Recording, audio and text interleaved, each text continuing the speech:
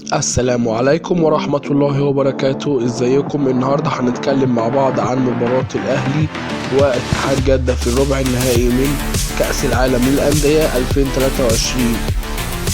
في البداية يا ريت تصلي على النبي وتشترك في القناة وتشجعنا وتحط لايك ويا ريت تتوقع الماتش في التعليقات صح، واللي هيتوقع صح ليه جايزة بإذن الله معانا من قناة أخبار الكورة.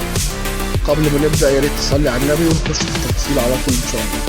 يستضيف ملعب الملك عبد الله مباراة من العيار الثقيل تجمع بين الشقيقين نادي الاتحاد السعودي ونادي الأهلي المصري نادي القرن الإفريقي، وذلك في الدور التمهيدي من كأس العالم للأندية، دور التمهيدي الثاني من كأس العالم للأندية 2023.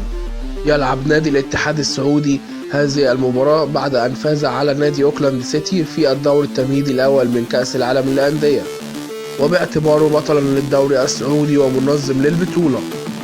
أما يلعب النادي الأهلي بعدما أن فاز على نادي الوداد المغربي في أرض المغرب بنهائي دوري أبطال أفريقيا.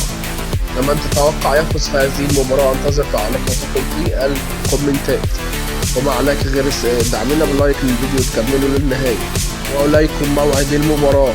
سوف تنطلق صافرة المباراة في تمام الساعة 7 مساء بتوقيت تونس والجزائر والمغرب، و10 مساء بتوقيت الإمارات العربية الشقيقة وسلطنة عمان كمان، و9 مساء بتوقيت السعودية والكويت وسوريا والعراق واليمن والأردن، و8 مساء بتوقيت ليبيا، و8 مساء بتوقيت ليبيا والسودان ومصر وفلسطين ولبنان.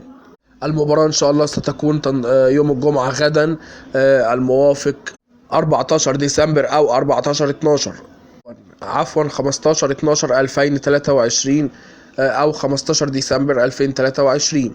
وستذاع المباراة إن شاء الله على قناة SSC السعودية، هي الملك الحصري لبطولة كأس العالم للأندية، وسوف يعلق على المباراة كابتن مدحت شلبوكة.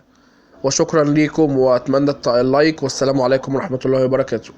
يا ريت تصلوا على النبي قبل ما تقفلوا الفيديو.